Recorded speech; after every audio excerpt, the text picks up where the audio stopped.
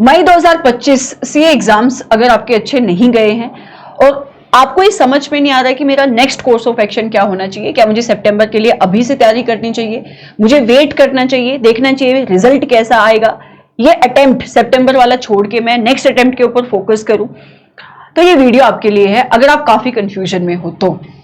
ठीक है, सबसे पहले मैं ये कहना चाहूंगी कि एक बुरा अटेम्प्ट आपकी पूरी सीए जर्नी को डिफाइन नहीं करता है। It is okay to feel disappointed with yourself, क्योंकि आपने मेहनत करी है और अगर आपका एक पेपर अच्छा नहीं गया या कोई ग्रुप अच्छा नहीं गया या आपका ये अटेम्प्ट ही अच्छा नहीं गया, so you will be feeling very disappointed, you will be feeling very disheartened and very demotivated at this point of time. So it's okay to feel all those feelings, but क्या सही नहीं है, ये सही नहीं है कि आप अभी जितना टाइम आपके पास बचा हुआ है उस टाइम को आप वेस्ट करो। और ये बहुत इंपॉर्टेंट है आपको ये कहना, क्योंकि जब कोई चीज हमारे एंड पे खराब हो जाती है तो एक नेगेटिविटी का लूप बन जाता है और हम उन्हीं चीजों में फंसे रह जाते हैं और ऐसा करते करते हमारा अगला अटेम्प्ट बन जाता है और फिर से चीजें खराब होना शुरू हो जाती हैं। ठीक है, और अभी सीए फाइनल लेवल पे अच्छी बात ये होगी कि आपके अटेम्प्ट 3 हो गए हैं। सो दैट मीन्स अगर आपका मई का अटेम्प्ट अच्छा नहीं गया, you have another attempt in coming 3 months, आपके पास सितंबर का ऑप्शन अवेलेबल है। तो सबसे पहले आपका कोर्स ऑफ एक्शन होना क्या चाहिए अगर आपका अटेम्प्ट अच्छा नहीं गया है? सबसे पहले तो आपको यही एनालाइज करना चाहिए कि आपका पेपर कितना खराब गया। मतलब आपके बोथ ग्रुप्स खराब गए या आपका कोई एक ग्रुप खराब गया या उस ग्रुप में कोई एक पेपर खराब गया, और वो खराब गया तो कितना खराब गया कि क्या आपको 40 मार्क्स भी नहीं मिलेंगे। सो इट्स वेरी इंपॉर्टेंट कि आप एक प्रॉपर एनालिसिस करो कि चीजें कितनी खराब है, ताकि आपको यह पता होना चाहिए कि मुझे आगे कैसे किन चीजों के ऊपर फोकस करना है। लेट्स अज्यूम आप सीए फाइनल का ग्रुप 1 दे के आए और आपको पता है कि मेरा ऑडिट का पेपर अच्छा नहीं गया, जो ज्यादातर बच्चों का अच्छा नहीं गया था, और आपको पता है कि मेरे इतने भी चांसेस नहीं कि मेरे 40 मार्क्स आएंगे। जब आप एग्जामिनेशन हॉल से बाहर निकलते हो तो आपको थोड़ा बहुत आइडिया होता है कि मैं कितना लिख कर आया हूं। अगर आपको पता है कि मैं लिख कर ही नहीं आया, मैंने अटेम्प्ट ही नहीं किया है, या जो लिखा है उसकी कोई सेंस नहीं बनती है, तो एक और अटेम्प्ट के लिए, मतलब आपका रिजल्ट आए, उस रिजल्ट आने के लिए आपको वेट करने की जरूरत नहीं है, ना ही आपको वेट करना चाहिए। ठीक है, सो आप सबसे पहले ये एनालाइज करो कि चीजें कितनी खराब हुई हैं, आपके कौन से पेपर ऐसे हैं जो पास नहीं होने वाले हैं। उसके बाद आपको ये फोकस करना चाहिए कि एग्जामिनेशन हॉल के अंदर कहां पे चीजें गलत हुई। क्या आपको कंसेप्ट नहीं समझ में आए, इस वजह से आपका पेपर अच्छा नहीं गया, या कंसेप्ट आपको आते थे बट आपकी क्वेश्चंस की तैयारी उतनी नहीं थी, आपने नंबर ऑफ क्वेश्चंस उतने अटेम्प्ट नहीं करे थे, या आपने टेस्ट सीरीज नहीं अटेम्प्ट करी तो आपकी राइटिंग प्रैक्टिस उतनी नहीं थी, इसकी वजह से आपका पेपर खराब हुआ, नंबर ऑफ रिवीजन आपकी इनफ नहीं थी।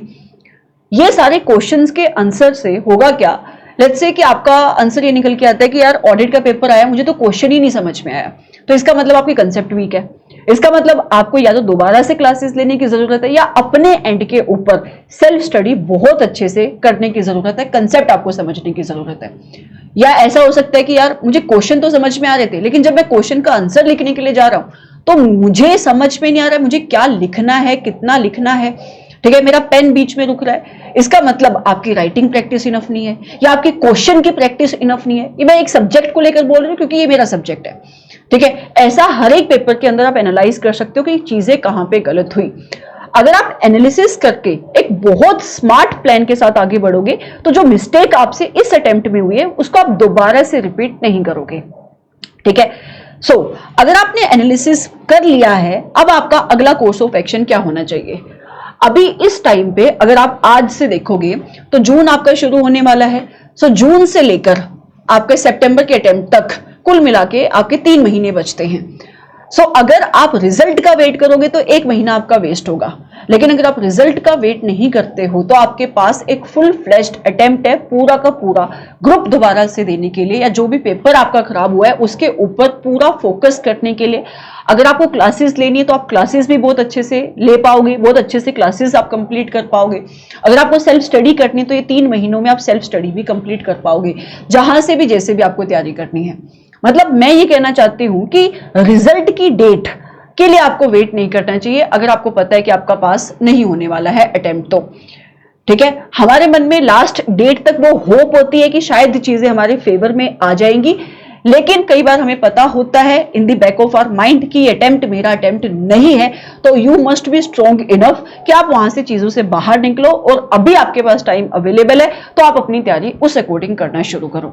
एंड आपके पास एक प्रॉपर 90 डेज की स्ट्रेटेजी होनी चाहिए पढ़ने की। ऑल्दो ऑडिट की स्ट्रेटेजी तो मैं चैनल पे अभी डाल ही दूंगी, ठीक है, आने वाले कुछ दिनों के अंदर, कि कैसे आप सीए फाइनल ऑडिट को 90 डेज के अंदर बहुत अच्छे से रिवाइज कर सकते हो। इनफैक्ट अगर आप इस सब्जेक्ट को पहली बार भी पढ़ रहे हो, या आप क्लासेस के साथ पढ़ रहे हो, फास्ट ट्रैक बैच के साथ पढ़ रहे हो, या आप खुद से पढ़ रहे हो, तो कैसे आप इस सब्जेक्ट को बहुत अच्छे से अलोंग विद 2 रिवीजन कम से कम इस सब्जेक्ट को रिवाइज कर सकते हो।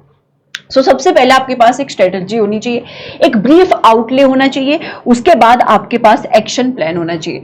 एक्शन प्लान में क्या होगा कि आपको कितने टाइम के अंदर सब्जेक्ट्स आपके खत्म करने हैं, एक ब्रीफ आपके पास ना टाइमलाइन होनी चाहिए, ठीक है।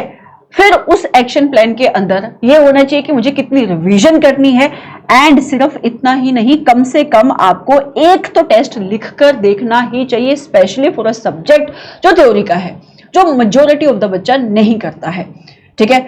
अगर मुझे टाइम मिला तो मैं दिखाऊंगी भी कि कैसे कैसे बच्चे ऑडिट के अंदर गलतियां करते हैं।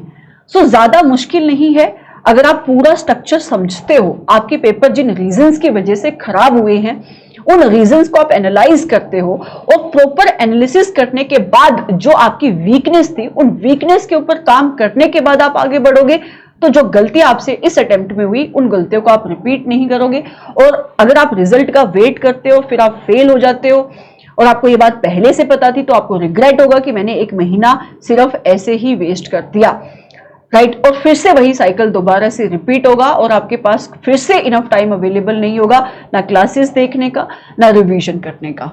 So this is my recommendation. There is no point of wasting your time. You have to start studying now. और अगर आपने अटेम्प्ट नहीं दिया है, आपका अटेम्प्ट ही सितंबर में है, so this is high time that you start studying.